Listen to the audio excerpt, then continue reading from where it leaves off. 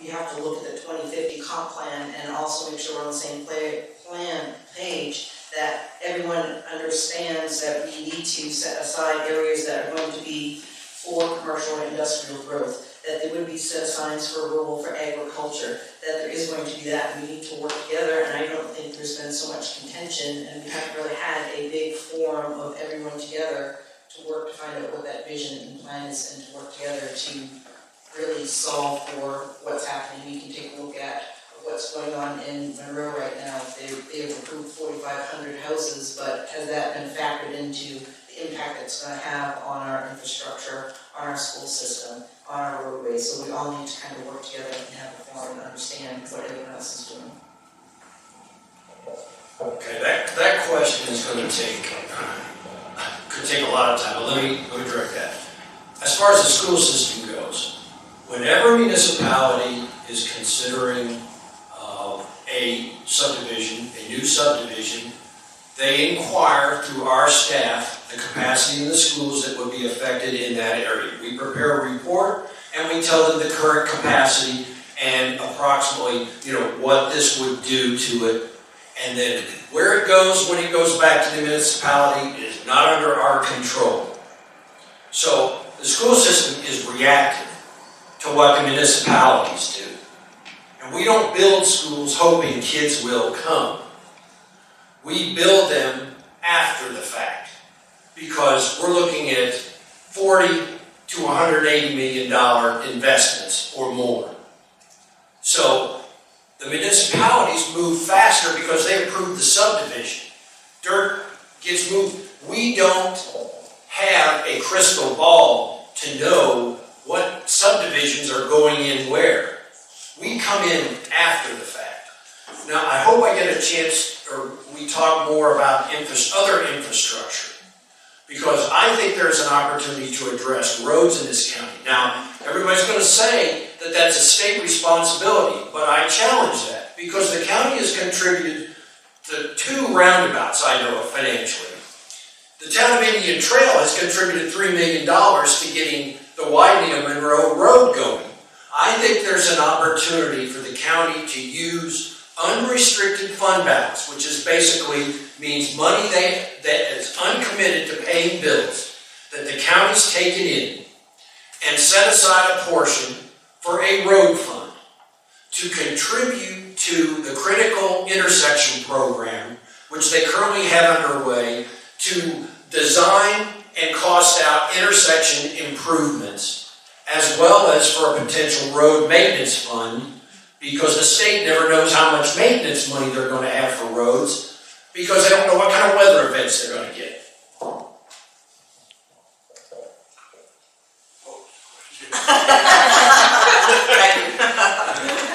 How would you work with the local municipalities and state to ensure responsible managed growth and the infrastructure to properly support it? Well, the first thing that we would need to basically just have a summit, get everybody together and sit around and find out what their plans are. And you're a little bit off on the Monroe. They've got over 8,000 homes approved. It's the municipalities. We do not, the county commissioners only control the land outside unincorporated areas except Henry Bridge. Marshall is now turning around their sewer and sending it to Anderson County. I talked to the mayor the other day, he's a good friend of mine, and they've got 1,000 homes being planned behind the food line down there. I talked to another representative the other day, and it looks like the casino is going to be a go in Anderson County, which is going to be another issue altogether. But as far as getting the towns together, we need to find out what they are, what their plans are. But Monroe has their own water, their own sewer, they're going to do their own thing. Marshall going to Anderson County is going to do their own thing. But I would encourage our board of commissioners currently, or right now, to stop issuing permits. We're about 80% capacity, but that's actual flow. We're not counting the permits that have been implemented or given out. So let's find out what permits we have out there and actually see what we have, because there's a lot of towns that are definitely having growth in those towns, and the county provides the water and the sewer. And the sewer is the issue, the water is not. So how many permits have we got issued? I don't know why they were stopped counting, but I was told they stopped counting in January. But so what is the actual number of capacity that we have? And if we're still taking permits in, when you hit 90%, you have to have a plan in place to start replacing. 80%, you have to start a plan, which we already have a plan, but under construction, it's 90%. Thank you. I've already started talking to state legislators and multiple town councils and municipalities in regards to what the plan is going forward for Union County as a whole. Thankfully, there's been a lot of new people elected that is in favor of working together with the county commissioners and working together to slow down growth. Growth is going to keep coming. It's just a matter of the speed that it's coming.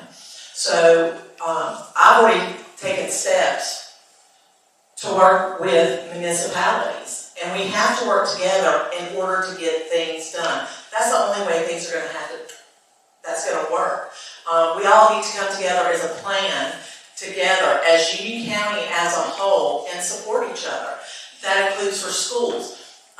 Somebody made the comment one time, well, schools need to do a better job of planning. It takes years and years, at least 3, to get a school off the ground. Municipalities issue permits like they're giving out Tic Tacs. It's not at the same rate. You know, the school system is behind the 8 ball when it comes to these housing developments. Schools are soon going to be capped because of reckless municipalities in the past, but thank goodness we have started rectifying that by removing some of these council people. Thank goodness, because they can't see the damage that was being done. So we are on the right step to moving forward as Union County as a whole, working with municipalities and working with the state to make sure we're the strongest county that we can be. Collaboration is one of the most important things that any civilized community can do, both from the top, from the C-suites, all the way down to the blue collar and even those with no collar. We put in the 2050 plan, but yet people have forgotten about some of the objectives of that and the vision of that. It needs to be a regular interaction each and every year where communities come together to revisit these kinds of things so that people can be on the same page. Union County is a relationship county. A lot of things get done through relationships. And somewhere along the line, that communication has broken down, and you don't have to be a rocket scientist to see that with some of the fighting and the bickering that's been going on from, various factions, those that are talking even down to some of the municipalities. The person that brought up about their sovereign right, there are many of them, all of them have been elected to do their jobs. You will elect some of us to do our jobs. And those of us who have a broader mindset to help bring those kinds of things together can reach those kinds of consensus. But we can't keep bickering and fighting if we're going to live in the same county where the growth rate is going to be about 50% in the next 20 to 25 years. You cannot get there from here if you don't start to work together. It's been said that the creation of a water sewer authority is like putting the fox in the hen house in regards to growth, especially with the stance that some municipalities have taken recently on growth. Do you support a municipal water sewer authority to control Union County utilities? If so, why? I support the best solution for Union County, whatever that might be. One of the things we might find out, since the Board of Governors that are over the Union County water are the same as the county commissioners, there's really no active third party that actually releases a report for us to all get the information right the first time. Some of you will probably remember a news flash that came on about Union County when we were some of the developments that were coming up in some of these municipalities in the West, there were people who went quick to say that there is no water capacity. All right, the minute the news got involved, those same individuals went on national television and told everybody there is no water issue in Union County. We have all learned after that particular interview that the numbers that were being floated out there to stop growth, I think that some of this active growth that we're talking about, the municipalities have a unique way of controlling what their vision is for years and years to come. When the conversation starts out at the county level, the 5 seats that we have, seemingly sometimes we might be forgetting that maybe those individuals have a water crisis or weaponizing different things because they want to keep their seats. These seats are not those of us who get elected. We're just trying to do the best that we can when we're on our watch to help our county to reach whatever ideals and quality of life that it needs to get. But for individuals to recklessly throw out a whole bunch of blame and a whole bunch of this and a whole bunch of wicked math to simply prove a point so that they and their families can stay in these seats, that's criminal. And it's shameful. We need the best minds who will be honest with the public, talk about the right numbers, instead of just throwing out a bunch of crap to simply tell people not to come here. That is not how you do it. People will eventually find out. Ingrid, can you repeat the question, please? I'm sorry.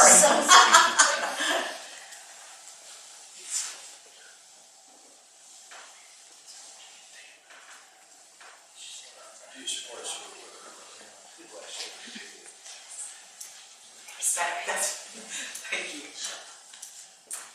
It's been said that the creation of a water sewer authority is like putting the fox in a hen house in regards to growth, especially with the stance that some municipalities have taken recently on growth. Do you support a municipal water sewer authority? If so, why? No, I do not support a municipality water sewer authority. Thank you.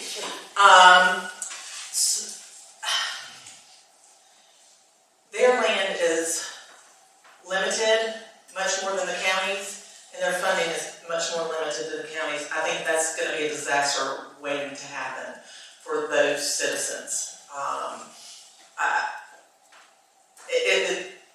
It's going to be a disaster.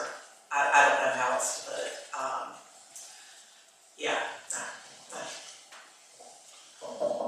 I'm willing to look at any option. When I came into office in 2006, the county ended up being 11.73 million gallons over capacity. The county had issued permits, and we did not have the capacity for that. Myself and Alan Balkin and Kevin Presley, we got that worked out. We got a production man chart lined up on the wall, and got A, B, C, and D lined up everybody, and got it worked out. And now we come back in years later, well actually 10 years later, and we're back in the same situation again. We have very limited capacity. So what has been done in the past has not necessarily worked. I have no problem looking at that water and sewer authority. Will not be a municipality, will be for the county. But Lancaster County Water and Sewer Authority is one of our partners already. They do a really good job with it. That's who the Catawba River is operated through. So I'm looking for, I wouldn't rule out anything. It may work, it may not work. I have no problem looking at it, especially now that the Site B on Cookie Creek doesn't look like it's going to be go. It may not be an option, but I have no problem looking at it to see the benefits if it would help Union County. I'm a hard no on the Sewer and Water Authority, and I'll tell you why. I think the buck stops with the 5 elected county commissioners. You're elected to make these kind of decisions for the county, not unelected bureaucrats. Amen. So I'm a hard no. But what I would support or explore is partnering a facility, if and when it's built, with other entities, like we did with the Catawba, or city of Monroe, I don't know who else might be a player. But to share the cost and the output with another entity, I would certainly explore that. Ingrid, could you just repeat the question, please? It's been said that the creation of a water sewer authority is like putting the fox in the hen house in regards to growth, especially with the stance that some municipalities have taken recently on growth. Do you support a municipal water sewer authority to control county-owned utilities? If so, why? I think that question and where it's going to really base it off the assumption that we're using water and sewer to control growth. And yes, to a certain degree, if you don't have water and sewer, you can't grow. But I can tell you, landowners are still going to turn and sell their land, farmers are still going to sell their land, and they're going to find a workaround. They're going to build package plants, they're going to do it on well and septic systems, so you're not going to be able to control growth using water and sewer. That's not what we're going to do. That's not going to work. We're still not going to be able to stop it.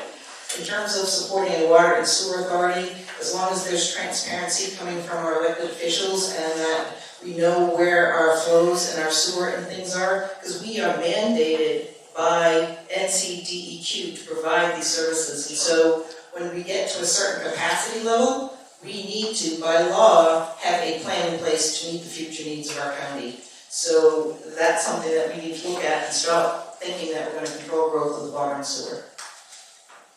And instead, incentivize and find ways that we can prevent these large landowners and farmers and from selling their land in the first place. What do you think are the concerns and priorities of taxpayers? Great question, thank you. So the biggest concern, I think, that is you don't want to raise your taxes, right? Keep taxes low. And so I put together this little card today when we were coming here, and this is it here. Costs and expenses continue to go up. Just look back 4 years. Are you paying more for food, water, utilities, gas than you were 4 years ago? Yes. So that doesn't change at all in terms of how the county pays for their operations and their expenses. So what do? We tighten our belts, maybe get a second job. But here is the mathematical formula, and the formula doesn't lie. If you want your taxes low, we need to have more money coming into the system. We need to have more number of people paying, and I'm not saying we need residential, we need commercial growth. We need businesses, we need agriculture, we need innovative, and we need the technology here to help to change those numbers. If you want low water rates, you need more people to pay into the system. More hands make light work, right? So it's math. Math's not going to lie to you. Math's not going to say I'm lowering your rates this month, 3 months, and 3 months later they're increasing your rates. If you want low rates, low taxes, you need more. You need to diversify the tax base. We need to work on our commercial. We need to leverage our the airport. We need to become innovative in our agricultural industries and technology and support our farmers. Would you repeat the question? What do you think are the concerns and priorities of taxpayers? Well, I can tell you by my informal poll and working in the polls and meeting voters, number one is growth, and it's tied with raising property taxes. And I'll take a minute to address both. I talked about road funding, financing program, and there are other things that are either in the works or could be addressed. And one is, with the 12 Mile Creek expansion, there will be additional sewer capacity on the west side.